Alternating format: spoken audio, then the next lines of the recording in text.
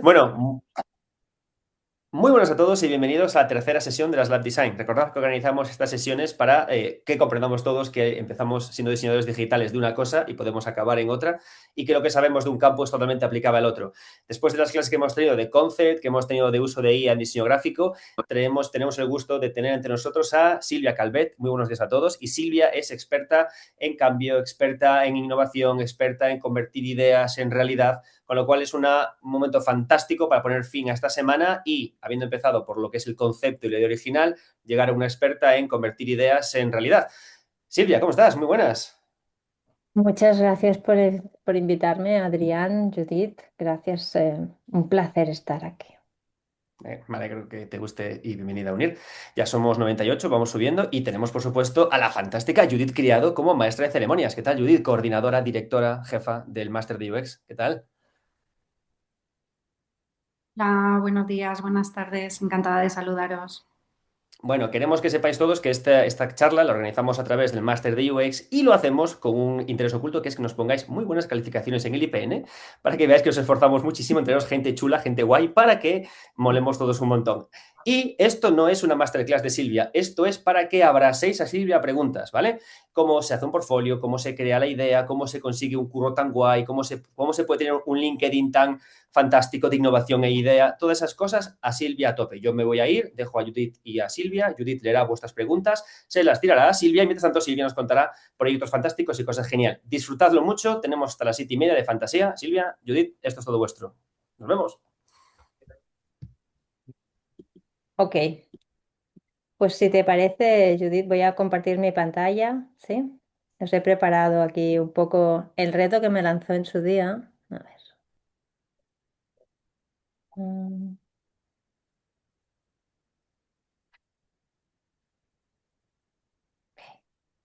¿Veis correctamente mi pantalla? Sí, Ok, pues vamos allá. Los tengo escondiditos. Vale, perfecto. Vale, esto es lo que me contó Adrián cuando me invitó a venir a la sesión de hoy, ¿vale? Que es muy difícil que las empresas entiendan, ¿no? Que es UX, que es trabajar bien, que se valore a los diseñadores. Y entonces preguntaba, ¿no? Me lanzó el reto, es ¿cómo te armas, ¿no? ¿Qué herramientas necesitas para lograr ese cambio en las empresas? Así que yo le propuse, bueno, os cuento cómo escalar soluciones de diseño en el mundo real. Y entonces Adrián me dijo, de diseño digital en el mundo real. Bueno, como veis, yo le he dejado aquí, ¿vale? En otro color, porque creo realmente que va de diseño, va de soluciones, va de resolución de problemas. Y la parte digital, pues ya veremos. Como os decía, soy Silvia y me apasiona el diseño de soluciones, la estrategia, el orden, pensar en ecosistemas y los constraints, ¿sí? Cuantas más limitaciones tenemos, e incluso algunas impuestas, es lo mejor para empezar a trabajar en cualquier proyecto. Estas son algunas de las empresas con las que he colaborado, tanto como como colaborador puntual, por ejemplo en La Vanguardia, como en las que he trabajado como persona dentro de la organización, en King, en la Fundación Factor Humà, como clientes que he tenido, ¿no? La Gene, CaixaBank, la Fundación La Caixa, Fagor, he estado también en Fondesplai.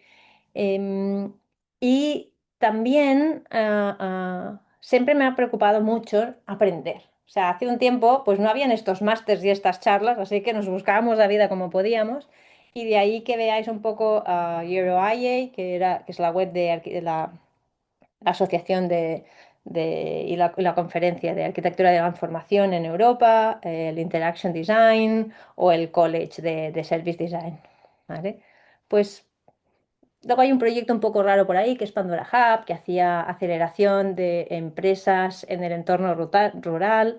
Y esta parte de Google, que como era muy curiosa y me gustaba hacer muchas cosas, me invitaron a dar soporte a startups. Así que he estado un poco trabajando dentro de empresas grandes, trabajando dentro de empresas pequeñas, algunas consultoras, otras más directamente de producto digital. Ah, Me ha gustado hacer un poco de todo, incluso en la universidad. Y dicho eso, esta es una de las cosas que quería empezar a contaros y creo que los que estáis ya un poco en el sector o haciendo cosas ya lo habréis visto. Esto es como ven las empresas, por muy maduras que estén en UX, a los usuarios, ¿no? O sea, gente que está aislada de todo, solo pendiente de su solución, de su producto, de lo que sea que están lanzando. ¿Sí? Solo se imaginan así, esperando a que lancen la siguiente feature, la siguiente cosa. Y eso no es así. La gente, nuestros usuarios, para los que creamos estas soluciones tan fantásticas, pues están en diferentes situaciones. Hay call centers con más espacio, menos espacio, o un call centers, lo que os he puesto aquí incluso con las máscaras, ¿no? O sea, cómo se vivía en ese momento. ¿Cómo generas tú una solución de gestión de llamadas o de clientes en un entorno en el que la gente está así de apiñada trabajando? ¿Cómo solucionas cómo diseñas una solución para alguien, un profesional que está en el hospital, que tiene que estar pendiente del paciente, que hay cables, que tiene una serie de cacharrerías, o sea, tienen que tener el enchufe, tienen que moverlo, hay una tensión en el ambiente?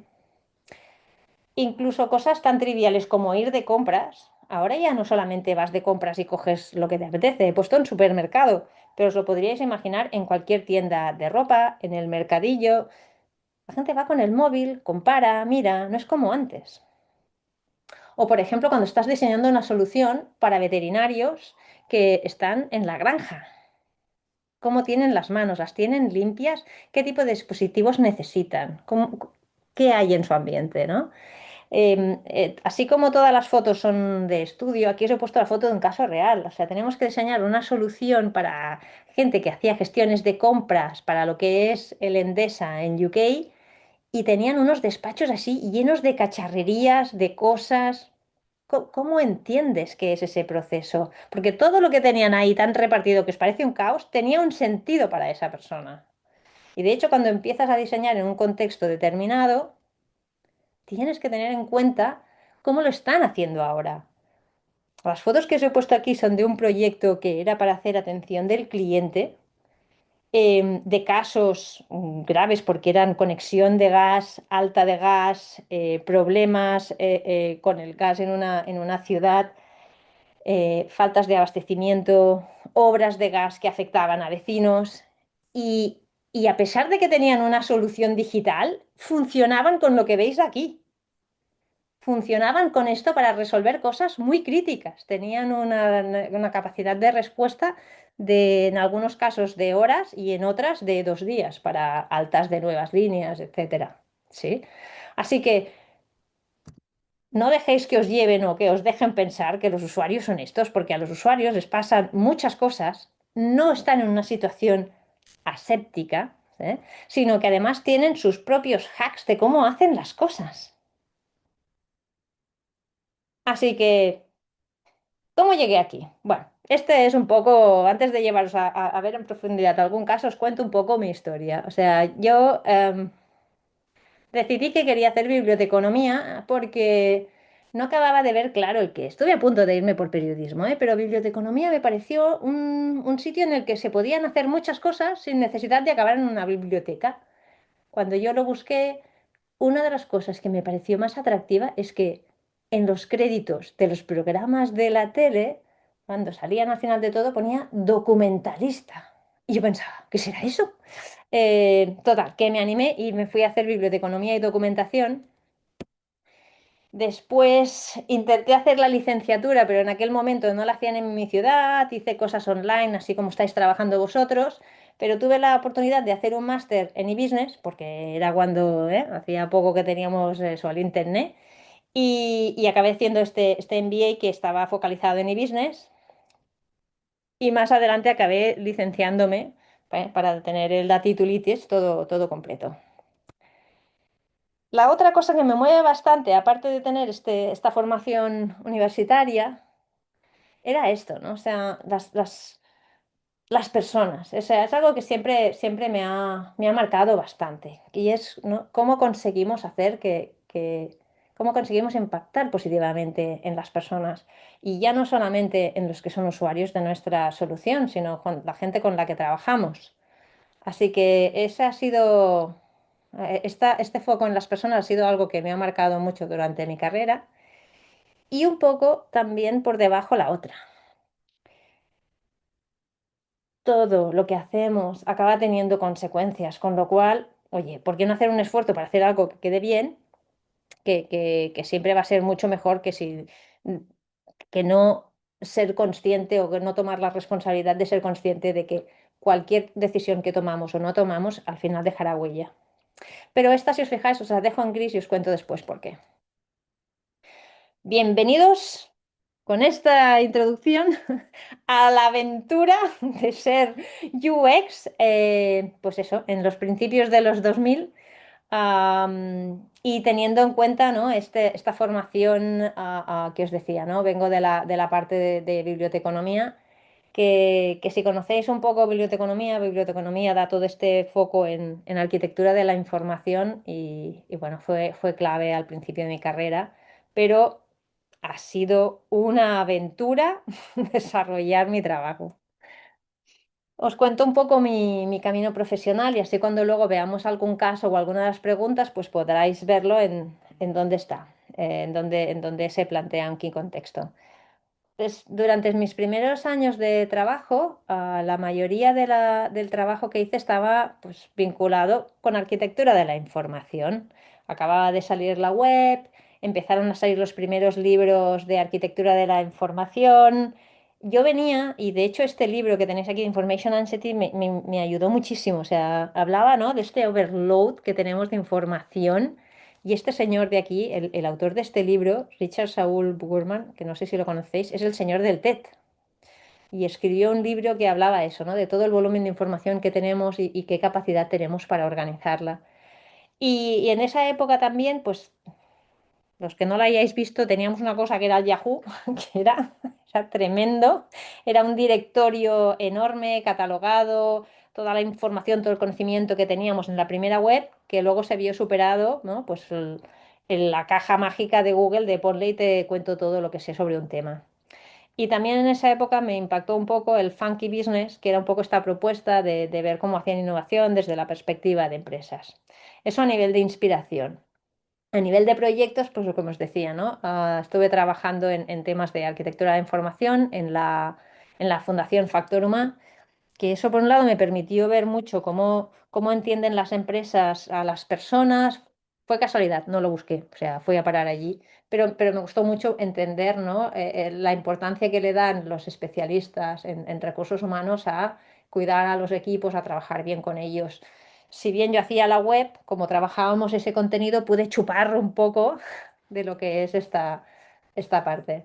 Y en lo que es en la universidad, para mí fue un momento muy importante porque además de ayudar a la universidad a introducir conceptos de tecnología y haciendo soluciones, diseño de soluciones em, a distancia digitales, también introducíamos temas de aspecto de gestión del conocimiento, con lo cual tuve la suerte de hacer de arquitectura de la información no solamente en el campo digital, sino también en comunidades de aprendizaje, en comunidades de práctica, cómo conectar el conocimiento de forma digital y con personas. Así que con ese background, Silvia, perdona que te interrumpa. vale, Tenemos una pregunta de Roberto que, como estabas hablando, ¿no? de diseñar soluciones, nos pregunta, ¿cómo se genera una solución para diseñar más rápido cuando tienes varios jefes con diferentes puntos de vista y cuando no hay procesos claros dentro de la misma? vale. Em, ¿Cómo diseñas una solución en una situación así? Voy a darte una respuesta ahora más o menos rápida, pero te voy a pedir, Judith, que dentro de un rato, cuando te hable del caso de la Fundación Affinity, ¿vale? Que os enseñaré un poco más, lo volvamos a hablar, porque os enseñaré qué pasa cuando tienes un entorno positivo y cuando tienes un entorno en el que hay ese caos y ese desorden, ¿vale? La respuesta rápida es, oh, ¿cuánto de permeable es el contexto, la empresa, el proyecto, el equipo en el que estás? Y permeable quiere decir qué capacidad de impacto tienes tú, qué ganas tienen ellos de hacer ese cambio contigo, ¿no?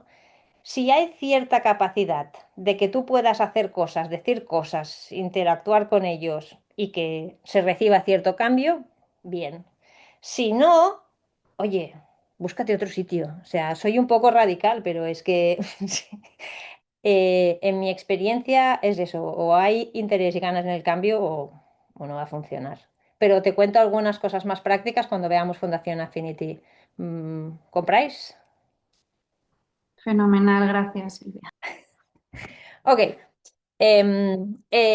Yo creo que además esa pregunta ha ido cambiando. O sea, la respuesta que daría, la respuesta que os doy hoy es ahora al final de mi carrera. Bueno, os lo hubiese dicho incluso 5 o 10 años antes.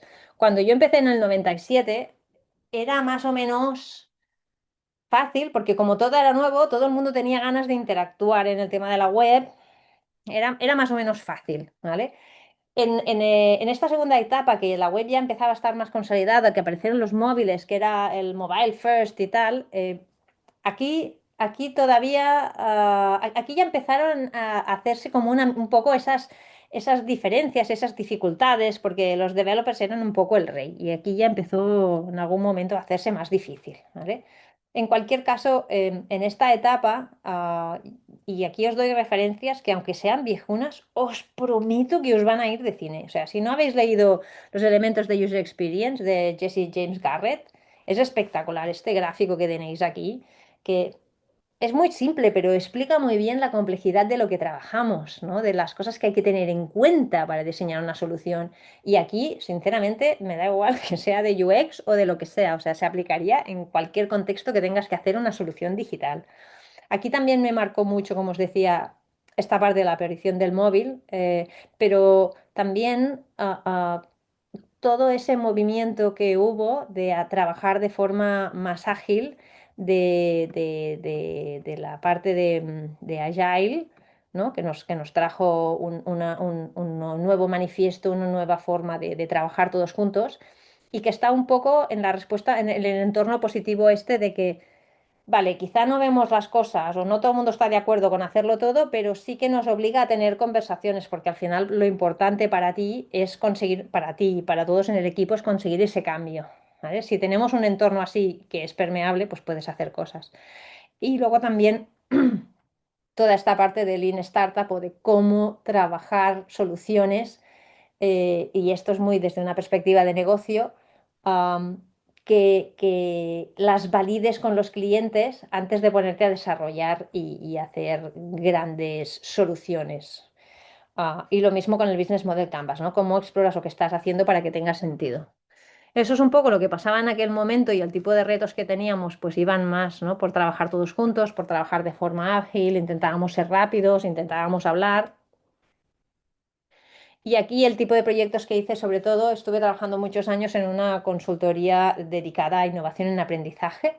La mayoría de cosas que hacíamos era implementar LMS, los Learning Management System, como Moodle, por ejemplo. Y tuve la suerte de trabajar en proyectos muy clásicos como, oye, vamos a poner en marcha un nuevo sistema de formación online.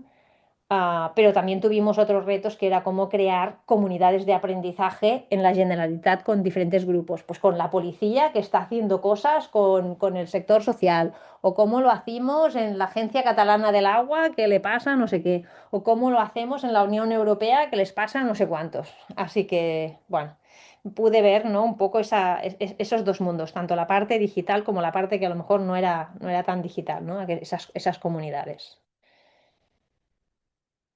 Al cabo de un tiempo, después de tanto trabajo en el entorno am, tan enfocado en lo que era innovación en aprendizaje, em, empecé a ver, ¿no? O empezaron a aparecer otros temas interesantes, ¿no? Apareció la parte de Service Design, que me abrió un poco el mundo al tipo de trabajo que yo hacía. O sea, pensé, ostras, es que yo hago eso. Yo no solamente hago la capa digital, sino que además tengo en cuenta muchas cosas que pasan alrededor de la capa digital, que hay antes, que hay después, cómo tenemos que trabajar. Y esta metodología, esta forma de hacer las cosas me frapó bastante. A la vez descubrí todo lo que era la psicología positiva y de aquí que os ponga Flourish, que es el libro de psicología positiva, porque aplica muchísimo cuando diseñamos, ¿no? ¿Cómo impactamos a la gente ¿Para qué estamos creando soluciones? ¿Qué les damos? ¿Cómo creamos, ¿no? ¿Cómo entendemos lo que es felicidad? ¿Estamos ayudando a la gente a ser feliz con nuestros productos? Bueno, acabé haciendo un mock sobre el tema, me gustó mucho el tema. Y aquí fue también, como siempre estaba metida en líos, escuchando, hablando con gente, probando cosas más allá de lo que pasaba en la oficina, en conferencias, eventos, en la ciudad. Me contactaron la gente de Google y empecé a hacer trabajo pro bono con startups para que entendiesen cómo hacer la parte de investigación, cómo hacer la parte de diseño, cómo hacer la priorización de aspectos de diseño de producto. Y esta fue una época muy dorada en el entorno de diseño porque con la combinación del trabajo anterior en esta etapa empezaron muchas empresas que tradicionalmente estaban muy alejadas del diseño a quedarse con agencias de diseño. O sea, Capital One, que es un banco enorme en los Estados Unidos, se quedó con una de las mejores agencias de diseño que había por entonces, que era Adaptive Path.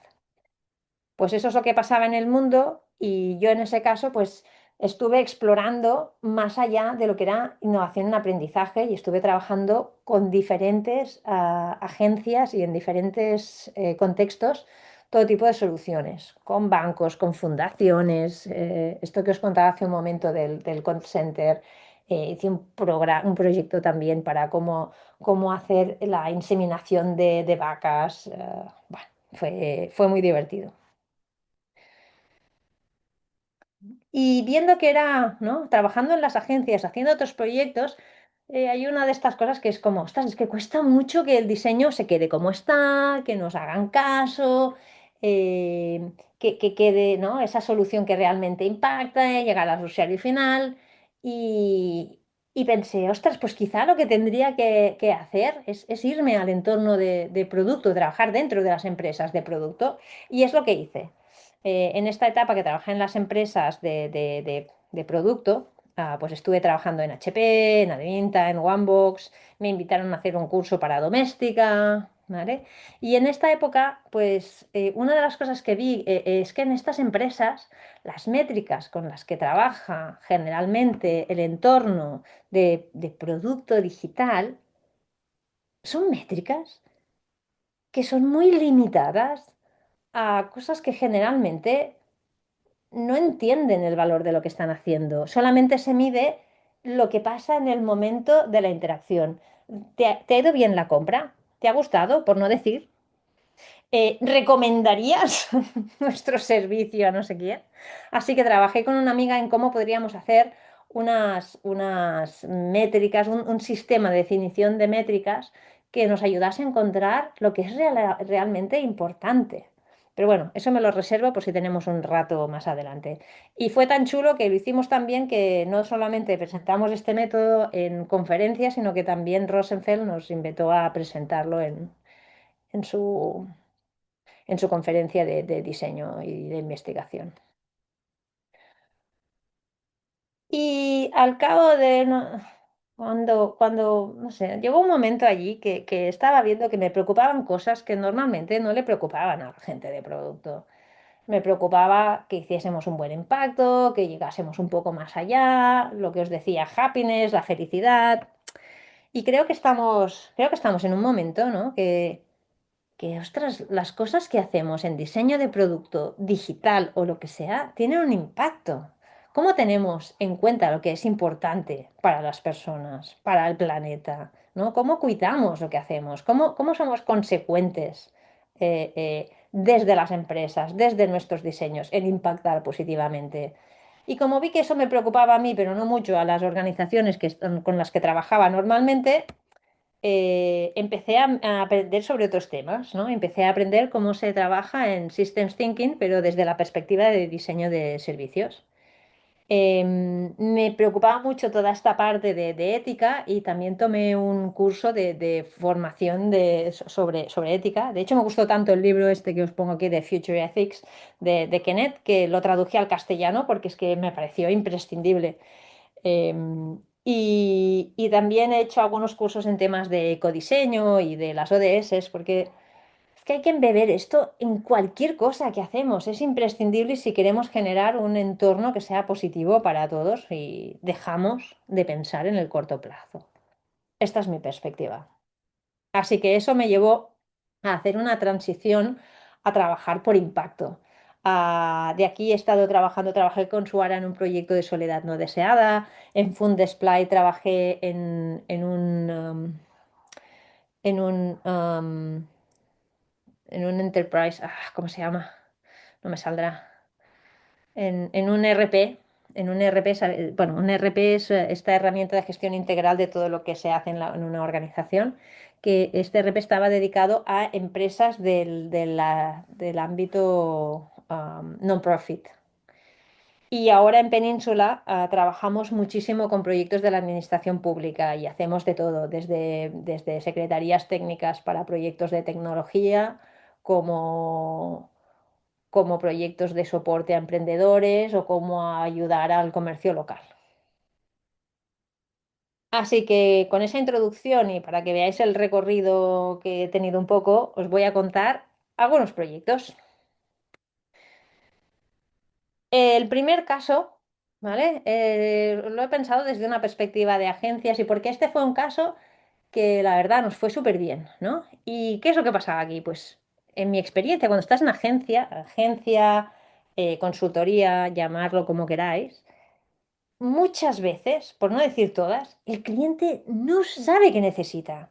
Viene con una cosa que la ha descrito de una determinada manera, te la cuenta y a la que tú empiezas a rascar, ese pseudobrief que te ha dado no es ni el problema que tiene ni resuelve lo que le está pasando. Pero bueno, ¿cómo lo haces? Cuando te llega alguien, tienes que empezar con lo que te trae, ¿vale?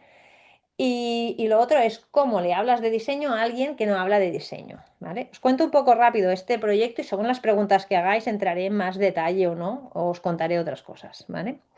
Así que esta es la web de la Fundación Affinity, es un proyecto del 2017, esta es la web como estaba en su día. Si la miráis hoy, ha cambiado, pero no mucho, ¿eh? Entonces, ¿cuál fue mi trabajo aquí? Teníamos que conceptualizar el nuevo diseño de la web de la Fundación Affinity, ¿vale? Teníamos varios retos aquí. Affinity se había gastado una cantidad muy importante de tiempo y dinero en crear el nuevo flagship, la nueva super web de Affinity, que además estaba conectada con un CRM y todo un sistema de información muy molón y que lo habían hecho con una agencia inglesa, todo muy maravilloso. Y entonces casi no les quedaba dinero para la fundación hacer la web, que la fundación es lo más. O sea, la Fundación Affinity se dedica a hablar del vínculo. Se dedica a hablar del vínculo entre personas y animales. Se dedica a apoyar toda esta investigación. Tiene una cátedra. Se dedica a hablar de todo esto en el público en general y a apoyar iniciativas que ayuden a entender la importancia del vínculo de las personas con los animales. Y tenían una web. mm, bueno, era un follón. Em, el reto más importante cuando hablas con alguien que no es de diseño es que, en este caso hablábamos, nuestro cliente era la fundación, que eran dos personas que eran la directora de marketing o segunda de marketing de Affinity, que además era la directora de la fundación Affinity. Y, eh, y, Y el reto que tienen es que vienen ya de haber hecho como la gran web, todos los recursos, un montón de cosas, tienen una estructura mental de yo presento la marca Affinity y la fundación es esto, porque nosotros hacemos esta cátedra. Y esa presentación de yo, es un rollazo. No es lo que tú quieres ver cuando tú quieres descubrir qué es el vínculo y por qué es importante. Aquí esto va de lo que hace la fundación y no de la gran presentación de la fundación a quien no. Lo importante aquí era cómo conectamos con lo que ellos llamaban los pet lovers, ¿no? ¿Qué hacemos por ellos? Otro reto importante que tuvimos, por ejemplo, en este proyecto fue que no teníamos mucho budget, mucho presupuesto para hacer la investigación, pero sí teníamos toda la investigación que ya se había hecho para el proyecto anterior, ¿vale? Entonces, aquí un poco, ¿qué es lo que acabamos haciendo? Pues En 6 meses, que no sé si os parecerá mucho o poco, pero para mí en aquel momento fue espectacular porque es que éramos un equipo de 3 personas y media, ¿vale? Hicimos el análisis y lanzamos la nueva web. La primera parte, pues eso, hicimos un poco un análisis de qué es lo que tenían, cuáles eran las necesidades de los usuarios, cuáles eran las necesidades de negocio, qué personas deberíamos hacer, una auditoría de contenidos, hicimos un journey, y todo esto basado en el conocimiento que tenía sobre todo el cliente de cómo trabajan. De hecho, mucha de la investigación que nos pasaron de la web, bueno, estaba bien, pero no llegaba a profundizar en por qué la gente quería los animales, porque el objetivo era otro. En cambio, nosotros sí que nos metimos a profundizar en la importancia del vínculo y cómo hay que hablar de esto a las personas que son, ¿no?, los destinatarios, esa gente que quiere animales, que tiene animales y cómo los tiene que cuidar. Además, también hicimos, ¿no? Además de toda esta parte de arquitectura de información para tener la web y la usability testing, hicimos con ellos un trabajo importante de branding porque esto iba del mensaje, de cómo creábamos ese tono, esa relación, esa comunicación, cómo tenía que hablar la fundación. Y esto es algo que ellos no habían trabajado antes. Así que esto fue muy relevante porque nos permitió dejar de que la fundación se presentase como una entidad am, corporativa, yo soy la fundación y hago esto, para pasar a tener un tono de comunicación. El vínculo es importante por esto, si tienes un perro, ¿qué hacer? Si te pasa esto, si estás pensando en tener un perro, ¿cómo podrías hacerlo? Si ya tienes un gato, o información general incluso para especialistas. Pues si quieres saber sobre los números, los datos, las referencias y todos los estudios que tenemos sobre el vínculo animal y personas, pues ¿qué hay? ¿Sí? Os he puesto aquí un poco más grande para que veáis un poco. ¿Os apetece ver el Journey de los Pet Lovers? Es un poco, es un poco am, esquemático, pero no es el tradicional, pero si os apetece os enseño un poco más sobre este tema o salto al siguiente. Yo quería hacerte una pregunta, Silvia, porque has dicho que llegasteis a este proyecto, que erais Ujú. unas 3 personas y media, ¿no? Y Sí, llegasteis a este proyecto y ya había una investigación previa. sí. Mi pregunta es, bueno, imagino que en este caso era importante, o sea, fue útil esta investigación, pero eh, ¿cómo trabajáis si llegáis a la empresa os presenta una investigación ya hecha, pero no cumple los requisitos, no es útil? ¿Cómo Vale, actuáis? sí, os cuento, ¿vale? Dejarme, he salido de ahí porque me he guardado por aquí alguna cosa. Eso lo tengo por aquí. Dame un segundo.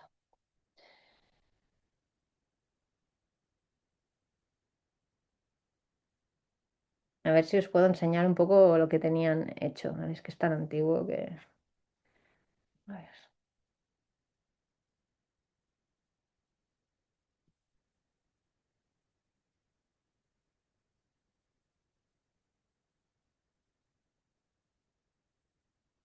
Algún día debería poner un poco de orden en este festival.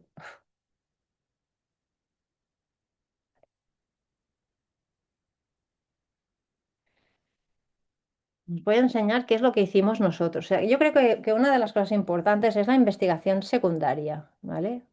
A ver si tenemos aquí lo que nos dieron ellos. Eh,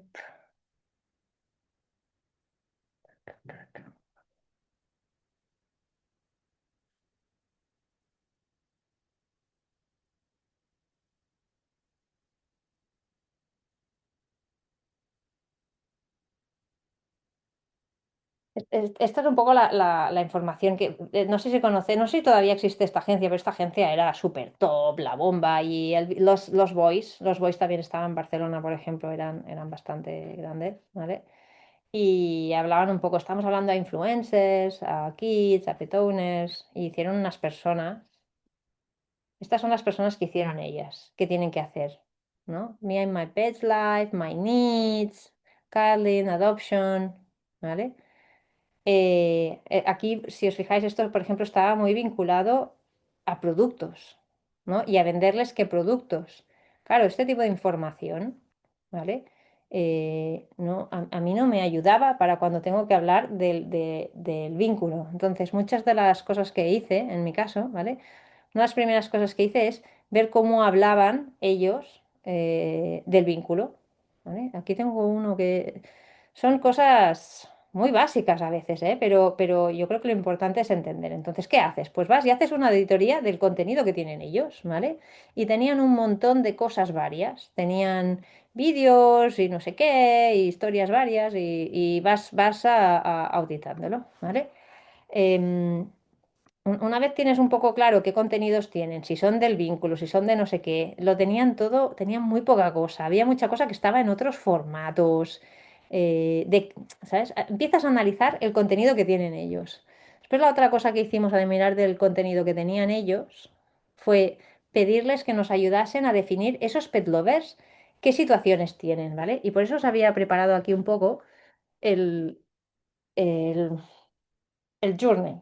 Veréis que no es un journey tradicional, más allá de que tiene las etapas, ¿vale? Lo que nos focalizamos aquí y esta experiencia emocional, o sea, lo que nos focalizamos aquí es en qué desencadena el salto. O aquí no es para comprar. Normalmente tenemos mucha costumbre de hacer un journey. Digo, tenemos costumbre y no digo que lo haga todo el mundo, ¿eh? Pero es muy product o service centric, en el sentido de que el usuario tiene un problema de no sé qué y entonces viene, descubre nuestro servicio y empieza a usarlo y...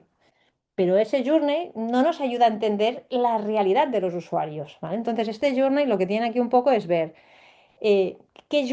cuáles son las etapas por las que pasa una persona en la que al inicio las mascotas son invisibles para esa persona, a de repente decir, ostras, pues quizás sí que me iría bien tener una mascota, a pensárselo, a considerar, ¿no? A descubrirlas y pensar que a lo mejor las necesitan, a decidir que sí, que quieren una mascota, o sea, a decir que sí, luego la toman y tienen una o varias mascotas y el día que esa mascota muere, pues un duelo, ¿vale?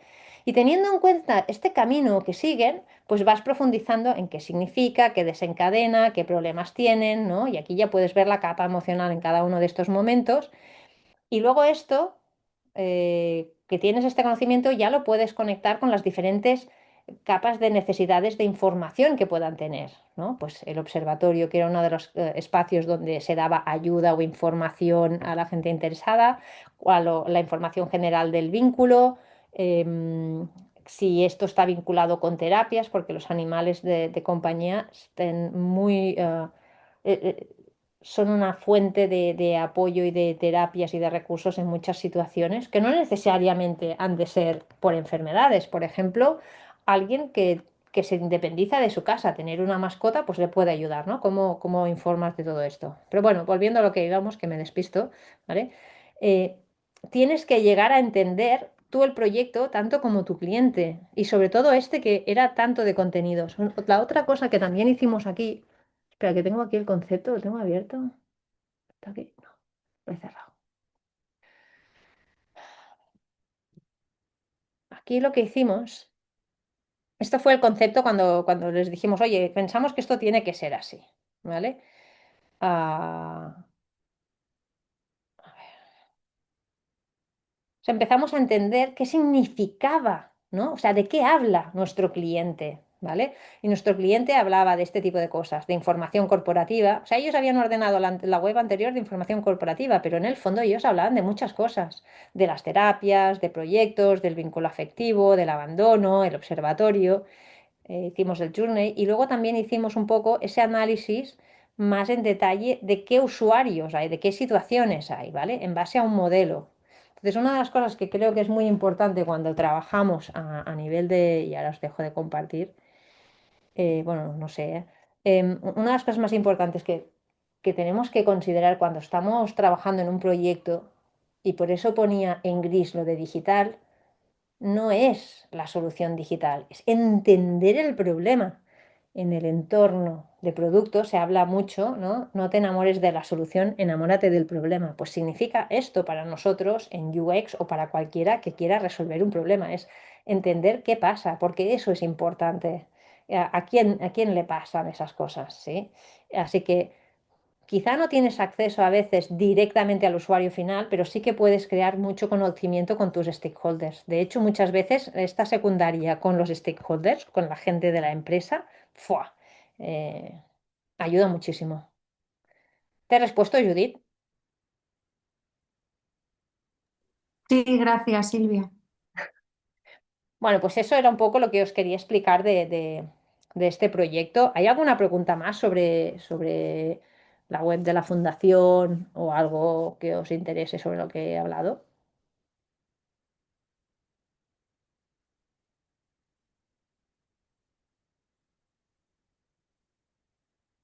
Bueno, si se os ocurre más tarde, no pasa nada, volvemos.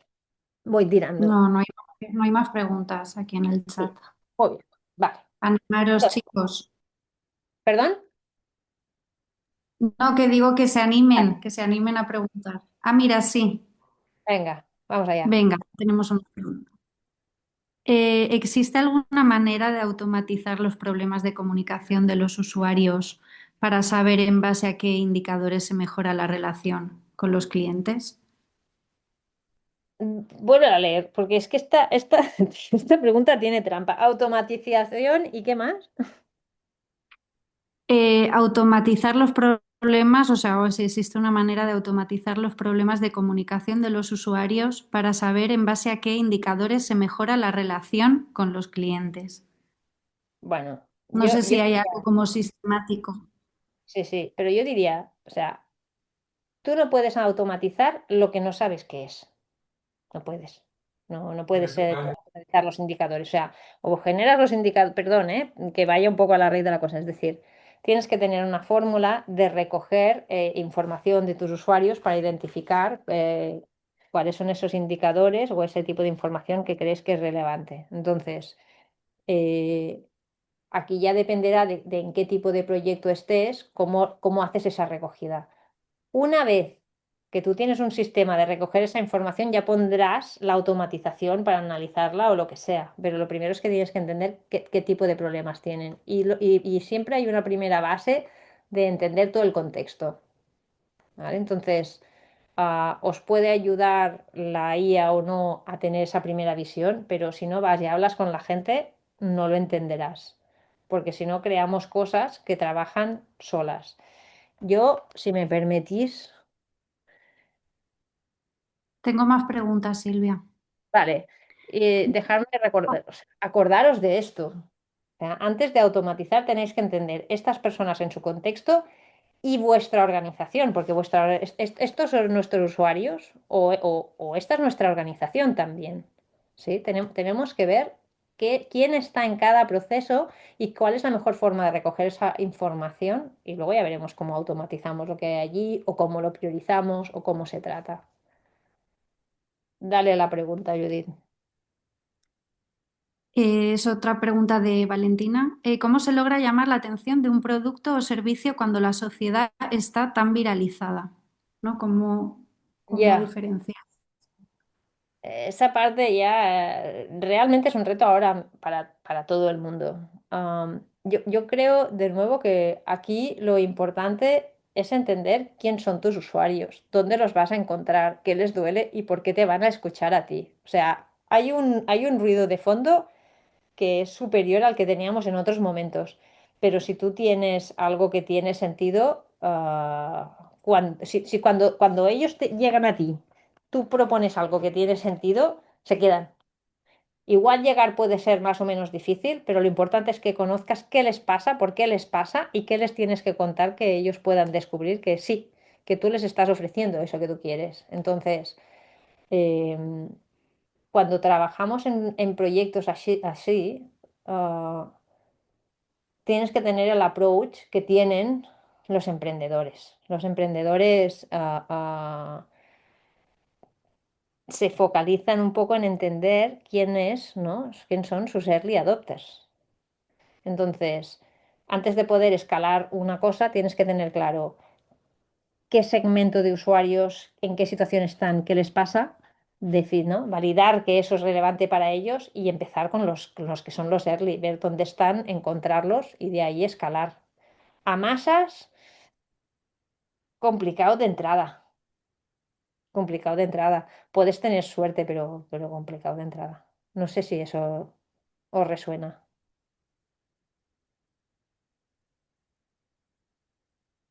Sí, bueno, primero nos centramos, ¿no?, en nuestro target y luego pues puede llegar al gran público.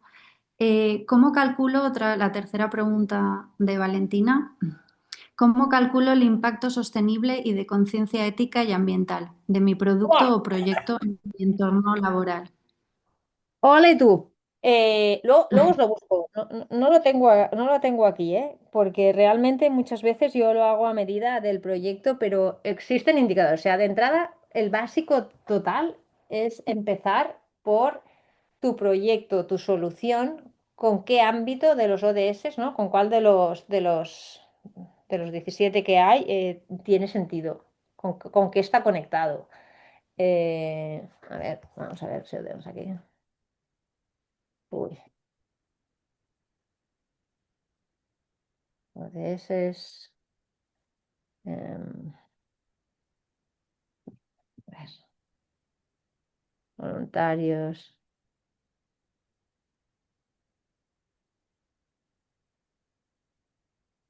Vale, aquí están, mira, ¿vale?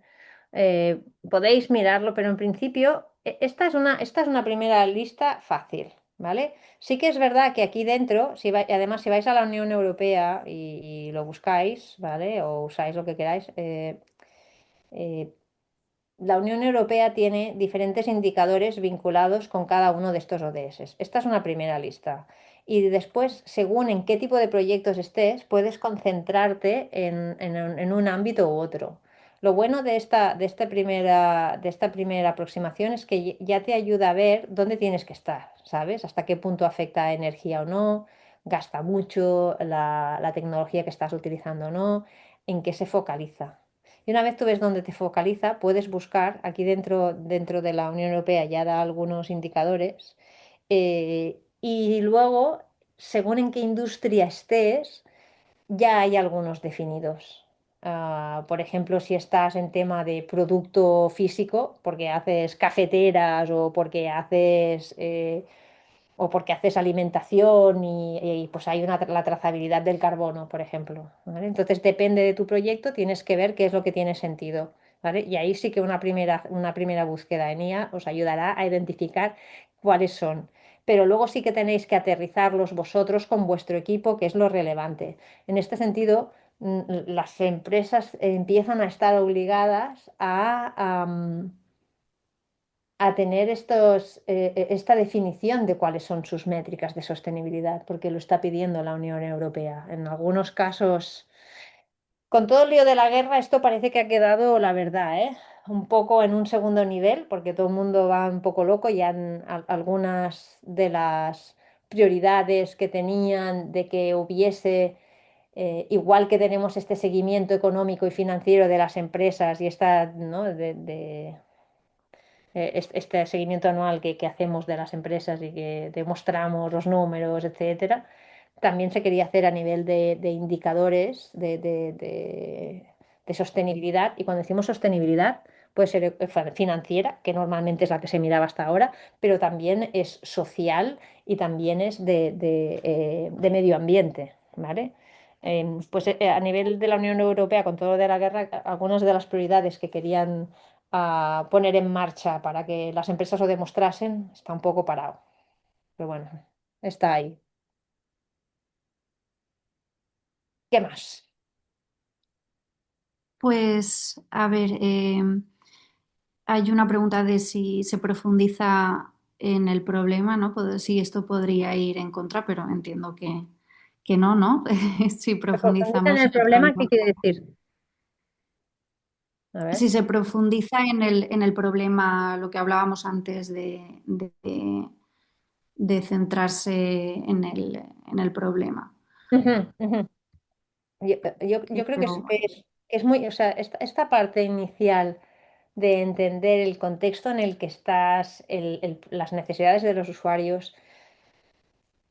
Aquí, dejadme que os ponga eso. O sea, no es lo mismo estar en una agencia que cuando tú estás trabajando en producto, ¿vale? Entonces, en producto sí que hay una mayor conciencia de cuál es el problema, ¿no? O que tenemos que trabajar por el problema de los usuarios. Otra cosa, ¿no? O por el problema que intentamos resolver. Otra cosa es que todos tengamos la misma perspectiva, ¿no? La gente más de producto y la gente más de investigación y de research y de diseño, que a lo mejor no coincida. Cuando estás en una agencia, tienes por encima una capa más, que es entender qué te está pidiendo el cliente y que seguramente, bueno, hay casos que sí, hay casos que no, depende de si hay un equipo de diseño dentro o no, o cómo entienden su producto, o si ellos entienden las necesidades de su cliente. En este caso que yo os he contado, ¿vale? Todo era más o menos perfecto porque es que ellos conocían muy bien su cliente, sabían qué es lo que estaban solucionando y lo único, ¿no? Que había que hacer ahí era entender bien o llevarlos de oye, esto no va de mostrar tu información corporativa y ¿sabes? Esto va de hablar de lo que tú quieres hablar con la gente, ¿vale? Cuando estás en producto, pues va de entender ese problema. Y espero que con esto hayamos contextualizado mejor la respuesta o, para esta pregunta. Sí, queda más claro. Y tenemos una pregunta de Manuel. Dicen que el producto deja de ser nuestro cuando lo usa el usuario. ¿Cómo reacciona con este? Aquí tengo una pregunta. ¿Cómo caracterizar un usuario y evolucionar con el producto con nuevos que no teníamos presentes cuando el producto ya fue lanzado? Mm, mm, el producto. Espera, déjame mirar qué tengo por ahí, a ver si se me ocurre algo que os pueda enseñar.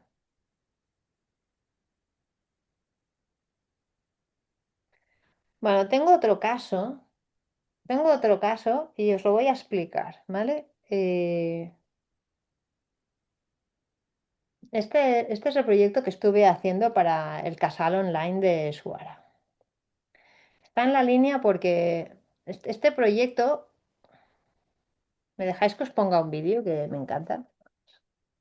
Que no lo tenía previsto, pero creo que puede estar muy bien.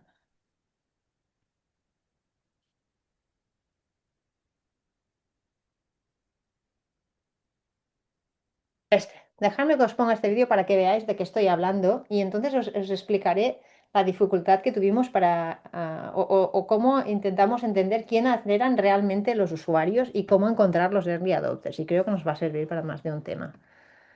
A ver, os pongo esto para que entendáis el proyecto. Lo que no sé si se oye bien.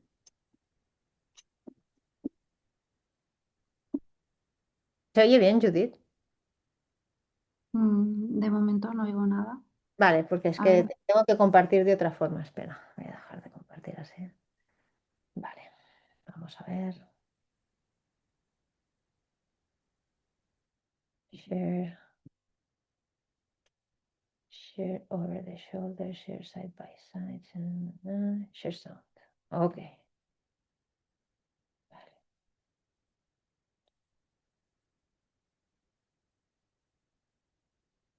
A ver si ahora se oye.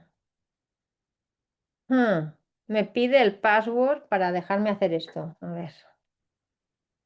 Vaya por Dios. Sí, ya no te pelees con esto que no va a haber sonido, ¿eh? Puedes seguir ¿No? avanzando. No, olvídate. Vale. Oh, qué rabia, porque, bueno, os cuento entonces de qué va, ¿vale? Os lo cuento mientras va el vídeo. Ahora voy a quitar el volumen yo porque si no me voy a quedar loca. No, no, no, no vais a escucharlo, pero os lo cuento yo. Este es el proyecto. Esta señora se murió el marido, si no recuerdo mal, y se quedó sola en casa y cada vez estaba más triste y no, se cayó y se hizo daño, perdona, se cayó y se hizo daño y entonces se quedó en casa y no salía y vinieron y le pusieron este servicio que estaba en pruebas, era una beta, o sea, no era ni una beta, era un proof of concept, ¿vale? Una prueba de concepto de si funcionaba, ¿no? Y entonces, ¿qué hace aquí? Ella se conecta en una sala que hay más gente que ella no conoce, pero que están en su casa y que todos están aquí dinamizados en tiempo real con una persona. Este señor está casado con otra señora que tiene Alzheimer y que, claro, para ellos el día a día en casa es muy complicado porque le es muy difícil para él, que también tiene una edad, cuidar de su señora. Y entonces se conectaban y estaban aquí un ratito distraídos con el casal, ¿vale? Y en el casal, ¿qué se hace? Es un casal para, pues, como lo veis, es para gente mayor que hacen un poco de actividades de gimnasia, luego hablan de un tema, luego viene otra persona a hacer otro taller y se hacían desde actividades físicas hasta talleres sobre teatro. Y luego habían ratos pues de cháchara, como tienes en cualquier casal, ¿vale? Y de hecho, una de las cosas interesantes que no se lee aquí, o sea, este señor le cambió mucho la vida por el hecho de poder tener ¿sabes? De tener este momento con su señora conectada ¿no? Podía hacer un poco, no solamente ella de salir un poco de su mundo, sino él también como cuidador de, de estar en un espacio con otras personas y hablar de otras cosas, de salir de su historia, ¿vale? Entonces. Este proyecto, luego si queréis os paso el enlace para que lo veáis, pero lo que nos pasó con este proyecto, por ejemplo, era que teníamos que escalarlo. O sea, ya habíamos, ¿no? Cuando yo llegué ya tenían esta prueba de concepto y teníamos varios retos. Teníamos que convertirlo en un servicio que funcionase dentro de la cooperativa. Teníamos que dejar de utilizar tecnología eh, Quick and Dirty que teníamos, ¿vale? Teníamos un prototipo guachafero que se nos petaba cada dos por tres. Teníamos que tener esa tecnología que funcionase, teníamos que tener una descripción de cómo iba a ser ese servicio, todos los tipos de talleres que podíamos hacer, quién tenía que hacer las cosas, cómo se tenían que hacer las cosas. Teníamos que tener un sistema de ventas, qué precio le ponemos a esto. Y aquí es donde viene este punto que hablábamos, ¿no? De quiénes son los usuarios que son los primeros que llegan al servicio, cómo sabes quién son los otros que llegan, ¿vale? Ah, aquí habíamos visto que funcionaba tanto para personas que estaban en su casa, pero a lo mejor había que explorar quién eran los primeros que estaban dispuestos a pagar. Porque en una solución así y en una cooperativa como Suara que se dedica a la atención de las personas, ¿cómo ves tú quién tiene que pagar? Os voy a mirar a ver si tengo por aquí una de las cosas que hicimos para analizar un poco eso. Ta, ta, ta, ta.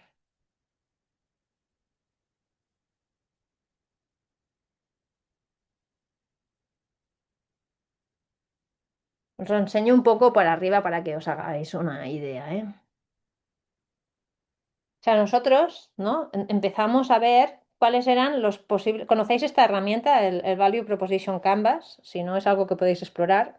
Es una herramienta muy sencilla. Estos cuadraditos que veis aquí, que son un cuadrado, o sea, cada una de estas fichas que tiene un círculo y un cuadrado, ¿vale? Cada una de estas fichas es el Value Proposition Canvas, que lo que nos permite evaluar es qué necesidades, qué pains, qué gains tiene un usuario y qué cosas del servicio le podemos dar nosotros, ¿vale? Claro, tú empiezas tu proyecto y lo diseñas para uno de estos o para dos. Y cuando va pasando el tiempo, ¡blua! Mira, te salen todos estos. Entonces tienes que entender, ¿no? O cuando va pasando el tiempo, que es como lo que decía la pregunta, o bien al revés. ¿Quiénes son los primeros que van a estar dispuestos a pagar por una cosa tan funky? ¿No? Y este es el reto, es decir, al final va de lo que decíamos antes, tienes que entender qué problema estás solucionando, para quién es importante y por qué. Y este es el estudio que hicimos, nos pusimos a ver, ¿no? Diferentes tipos de usuarios que podían ser y llegamos a la conclusión de que habían pues cuatro, ¿no? Personas, no sé si aquí esto se ve un poco, personas que el problema que tenían era un problema social, personas que lo que querían era crecimiento, personas que eran cuidadoras, ¿vale? Y a partir de estos cuatro niveles de propuesta de valor, o sea, después de hacer todo este análisis con todos, eran cuatro tipos de situaciones, ¿vale? Que es lo que acabas pasando. Ves los patrones y acabas viendo, son cuatro, perfecto. Pues luego, sobre encima de esto, podemos ver, ¿no? En este caso nos quedó así, cuáles podían ser pagos que lo hacían a nivel personal el rojo o podían ser pagos que los podía hacer un servicio de atención domiciliaria. Y los servicios de atención domiciliaria de personas los lleva normalmente el salud, ¿vale? Lo que lo hacía un poco complicado, pero bueno, quien paga estos servicios de atención domiciliaria pues son los ayuntamientos, las diputaciones, la mancomunidad, según donde estés, ¿vale? Tú empiezas con unos usuarios que luego tienes que escalar. Tienes que ver quiénes son tus early adopters, quiénes son los early adopters para validar el concepto, quiénes son los primeros que van a pagar. Y con el tiempo, por ejemplo, una de las cosas que hicimos en otra empresa fue explorar los extreme users que teníamos. Como se había diversificado muchísimo y se había dejado de ver cuáles eran esos perfiles clásicos, pues hicimos un estudio con los que usaban menos la solución y los que usaban más, y con estos extreme users, ¿no? De los más usuarios y los menos usuarios, volver a sacar qué patrones salían, qué usuarios tenemos y qué podemos hacer con ellos. ¿Os he respondido a la pregunta? Sí, ha sido muy buen ejemplo, gracias. Vale, pues ya os he contado un poco más de mis cosas funkis. Tengo por aquí lo que me había montado, que a ver si os gusta esto. A ver si os gusta esto por aquí, ¿vale? Am, en el caso que os hablaba de la Fundación Affinity, realmente pues tuvimos suerte porque a pesar de que el cliente, ¿no?, tenía una visión muy corporativa, pudimos hacer en 6 meses muchas cosas.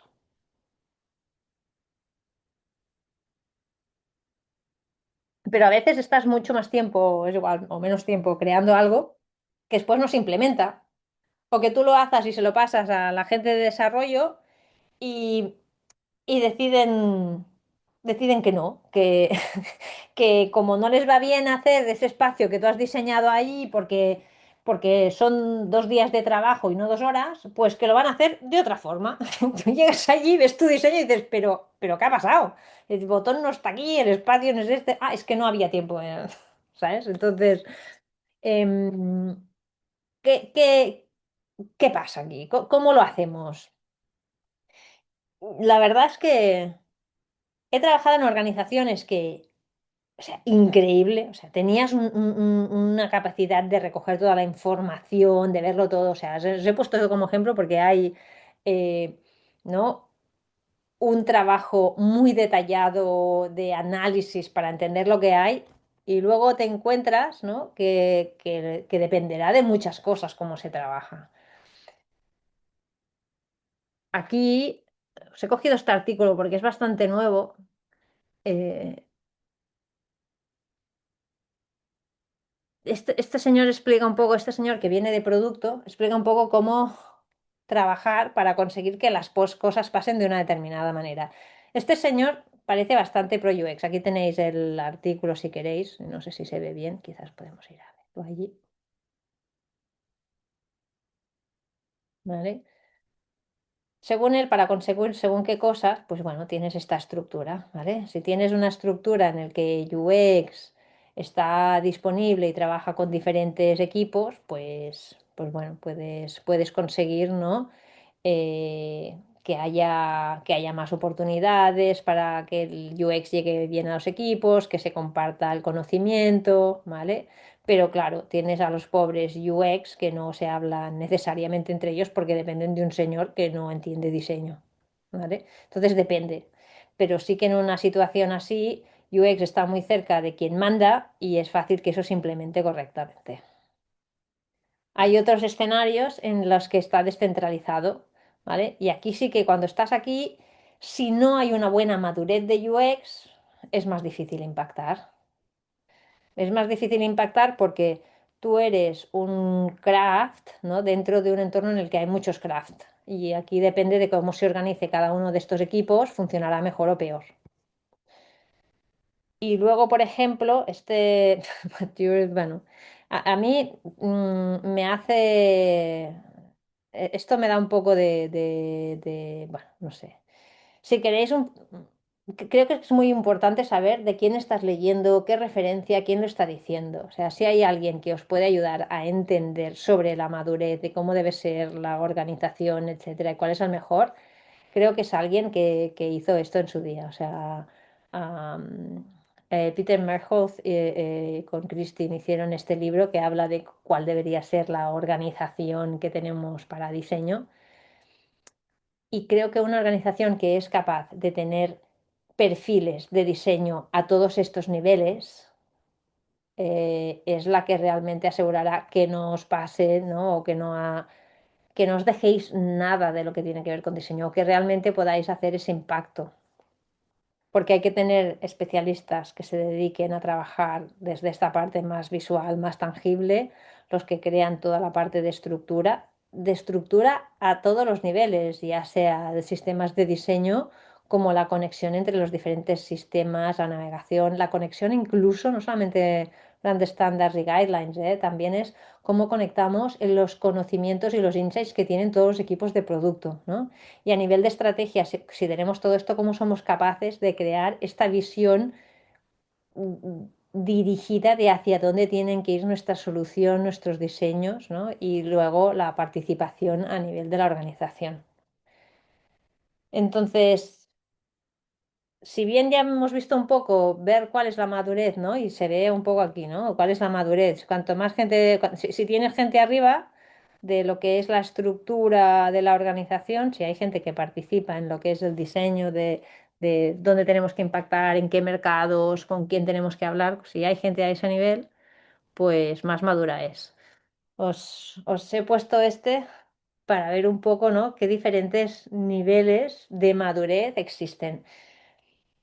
Hay muchas herramientas y hay muchas escaleras, si queréis. De hecho, en este artículo hablaban de que no necesariamente son escaleras, sino que es es un poco una progresión. El primero en el que es ausente, no se habla. En el siguiente es, bueno, ya más o menos se tiene y es aspiracional. Bueno, tenemos que hacer mejor el UX, ¿no? El emergent es cuando ya empezamos a tener flows, pero no somos eficientes porque lo hacemos en unos sitios, en otro no. Y el siguiente paso es estructurarlos, ser sistemático cuando trabajamos con diseños, con flows, empezamos a crear los design systems, cuando es fácil entender que estamos trabajando, cuando hay un orden. Y el integrado es cuando ya no solamente pasa a un nivel de una funcionalidad, sino a nivel del producto, a nivel de la organización, cómo lo entiende, cómo lo habla. Y el user driven es cuando todo el mundo realmente, ¿no? Tiene una forma de introducir al usuario en lo que hace y hay sobre todo comunicación entre diferentes equipos que hablan con el usuario. ¿Vale? Entonces, si queréis saber cómo de madura es la organización antes de entrar, pensarlo, o sea, son preguntas que podéis hacer. Pensando en todo esto, ¿qué preguntas podéis hacer, ¿no? ¿Quién reporta a quién? ¿Quién es el responsable? Y de hecho, lo más importante es, ok, em, ¿cuál es el proceso de diseño que tienes? Cuéntamelo. Cuéntame qué proceso de diseño tienes. ¿Qué equipos están vinculados en el proceso de diseño? ¿No? Entonces, si hay alguien que es capaz de decirte, sí, nosotros tenemos un proceso y te lo enseñan y es este y tal, perfecto. Pero si no son capaces de enseñarte un proceso, un diseño en el que pasan todas las partes, fijaos que este además tiene el producto obsolet, que ya me parece lo más, o sea, esto no acostumbra a estar. Ah, bueno, aquí os ponía más temas de cómo hacer UX en producto, pero no sé si tenéis alguna pregunta en todo esto, lo que es madurez, que queráis comentar o que queráis ver.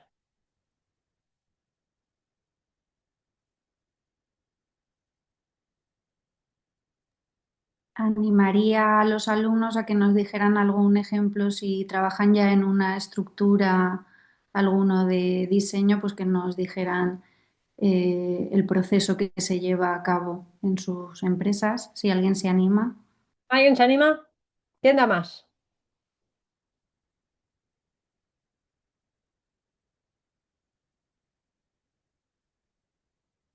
Imagínate un proceso de diseño, a ver, ¿qué nos cuenta aquí? Que la última palabra la tiene el CEO, aconsejado por el equipo de venta y modificar completamente todo el trabajo de diseño. Sí, sí. ¿Cómo lo llamaban esto? Había, vale. Había una forma de decir esto, ¿no? Que el diseño que gana es del que más grita y el que más grita suele ser el CEO o producto o quien sea. Sí, sí, es un clásico. Am, si no hay un proceso de diseño, aquí es un poco lo que, con la pregunta con la que hemos empezado, ¿eh? Vuelvo a compartir pantalla. Ay, ay, no, que lo estoy compartiendo. He hecho mal.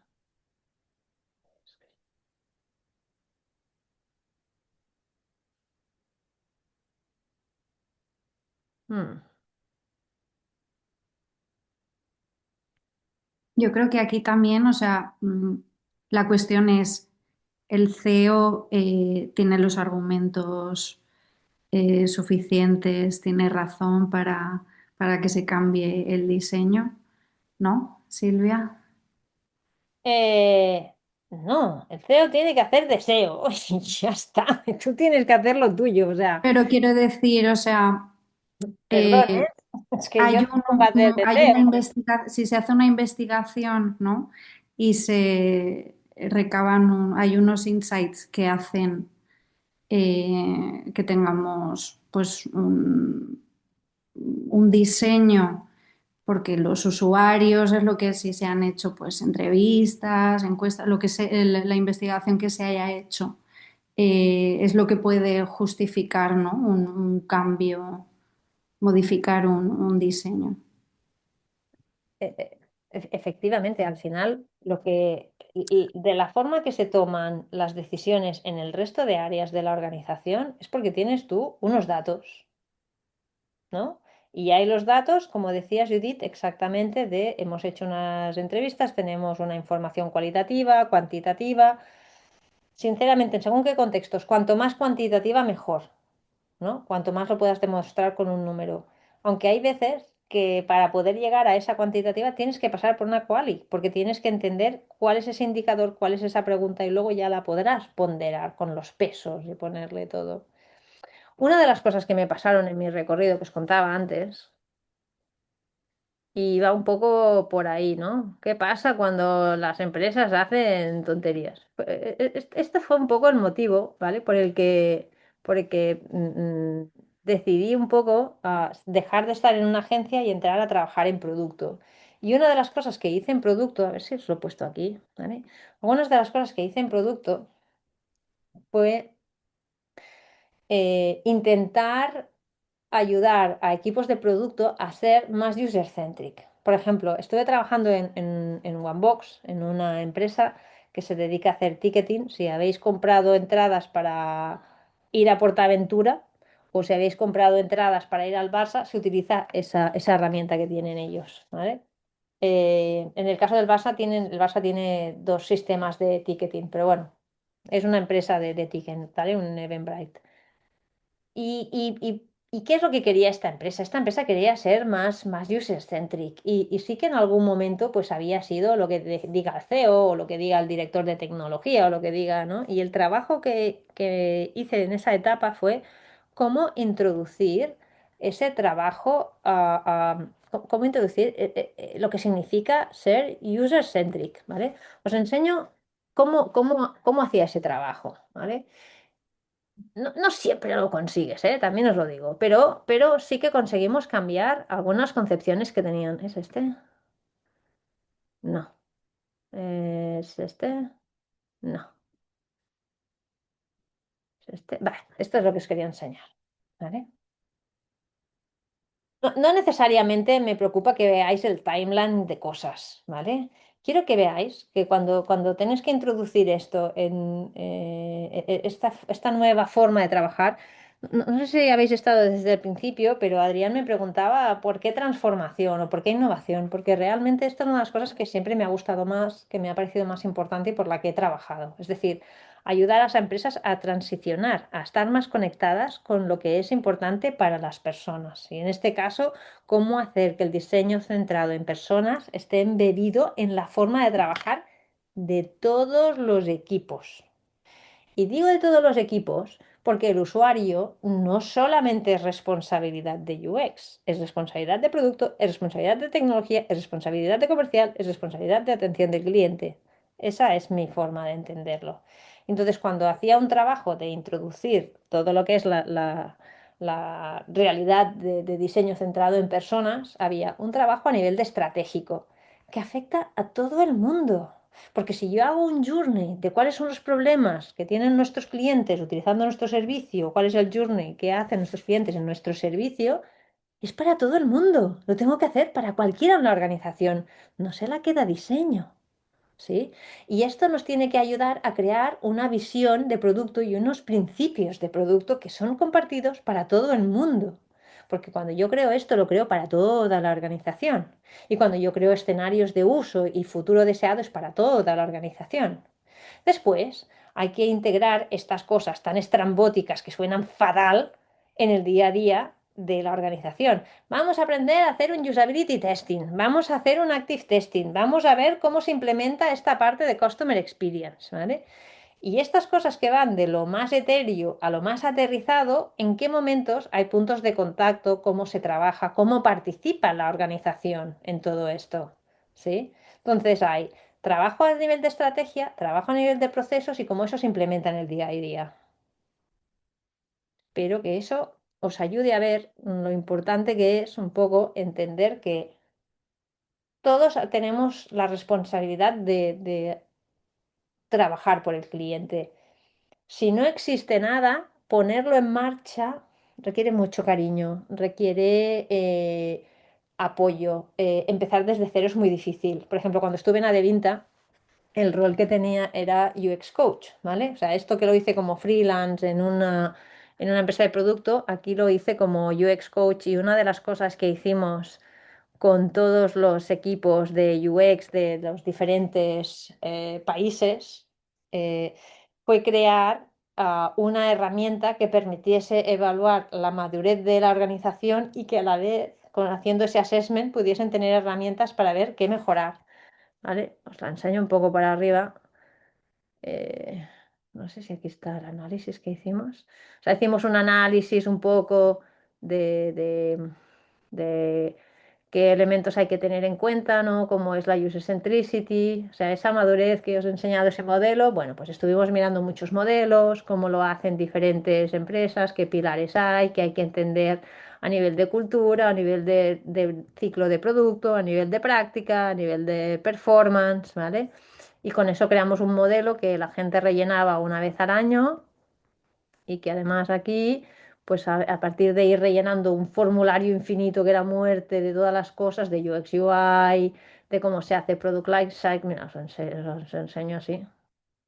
¿Vale? A nivel de que tú rellenases todas las preguntas de esas diferentes áreas, podías tener un número y podías ver cómo ibas evolucionando, ¿vale? Y de hecho las preguntas estaban hechas de forma que tienes un no sé qué, no sé cuántos, porque si la pregunta era que no, coño, pues ya sabes qué tienes que hacer, ¿sabes? Pues tienes que poner unos guidelines que haga eso, ¿vale?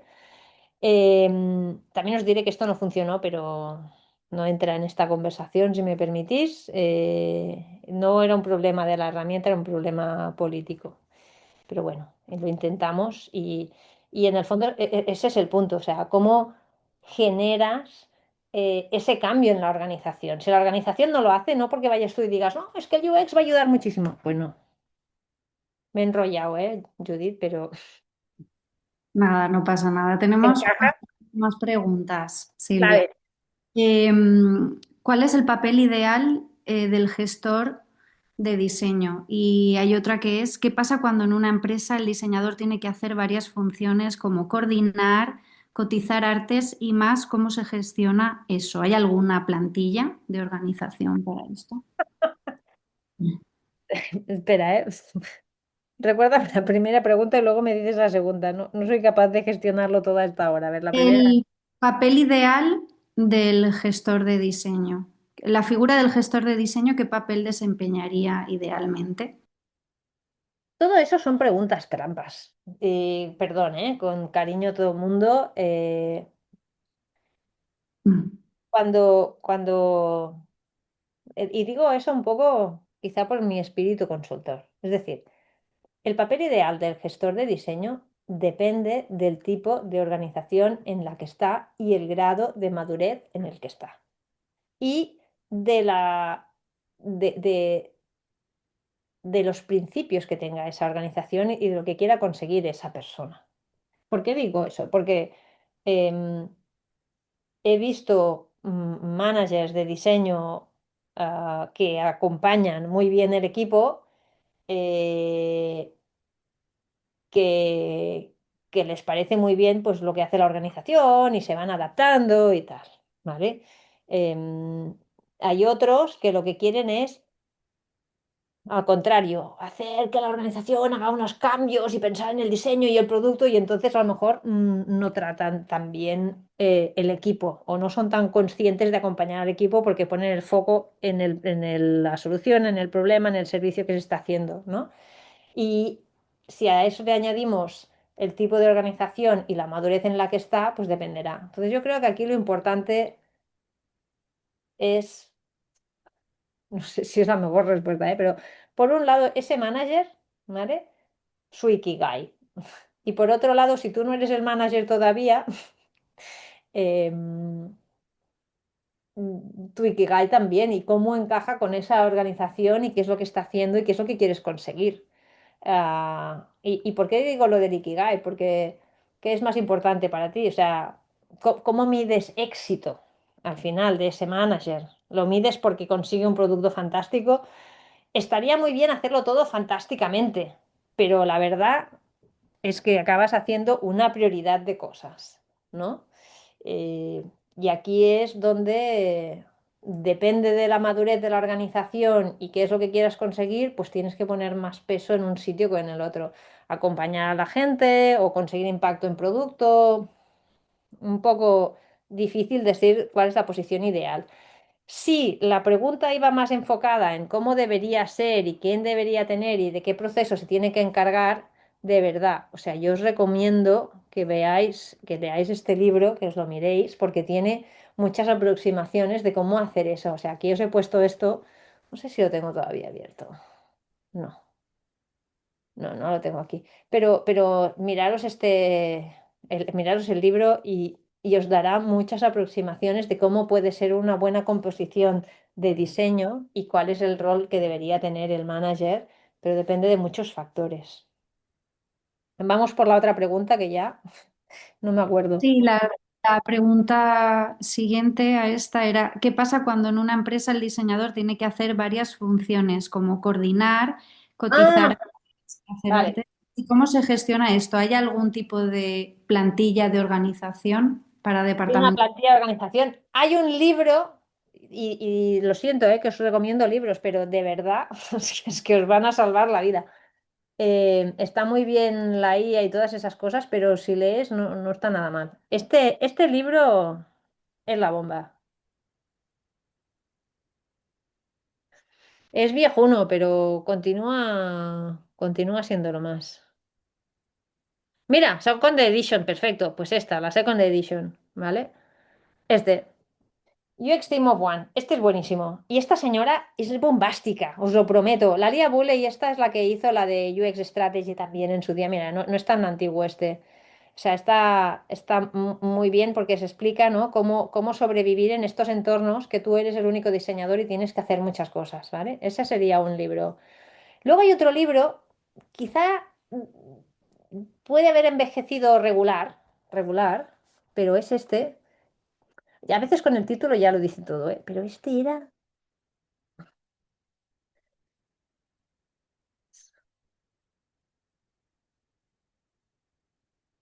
¡Buah! Este libro, lo más, ¿vale? Este libro es buenísimo porque cuando tú tienes un entorno que no es semipermeable o es permeable o no lo quieren hacer, te permite ver cómo hacer la parte de experiencia de usuario sin necesidad, ¿sabes?, de estar hablando de UX. Yo creo que eso es clave, ¿vale? Yo creo que estos dos libros os van a ayudar un montón si tenéis que hacer cosas. Unas recomendaciones muy buenas. Y tenemos, yo creo que tenemos una última pregunta que yo creo que para cerrar esta ronda de preguntas es una pregunta, la verdad que bastante profunda. Profunda, profunda nos gusta. Venga, vamos allá. ¿Cómo se hace para ser más innovador? Creo que es una buena pregunta para terminar. Mira, yo te voy a decir lo que yo hago para ser innovador. Salir a pasear, También, también ¿verdad? yo hago esto, ¿vale? O sea, mm, ser innovador toca a todas las capas de lo que hacemos, ¿vale? Y es, ¿qué impacto vas a dejar tú? ¿Sabes? ¿Vas a ir como un troll en la carretera y va, me da igual lo que sea? ¿Eh? ¿O vas fijándote en cómo lo haces, haces un patrón, eres un pajarito y acompañas? ¿Sabes? No sé, piénsatelo. Yo creo que otra cosa es lo que os decía aquí. Ah, la otra cosa que os decía es, tenéis que tener una mirada holística del problema. Holística, tenéis que empezar a entenderlo. Y aquí diría que es poco solo pensar en el usuario. Antes se decía el usuario en la casa. No, ¿cómo es el diseñador este? El que decía, era un arquitecto, me parece. La persona en la silla en la casa en la ciudad en la región. Lo mismo. Tenéis que empezar a pensar en sistemas y a ser posible en ecosistemas. Tus usuarios, tus relaciones, tus proveedores, quién hay ahí, por qué. Y eso tanto a nivel de fuera de la organización como dentro. Chimpún.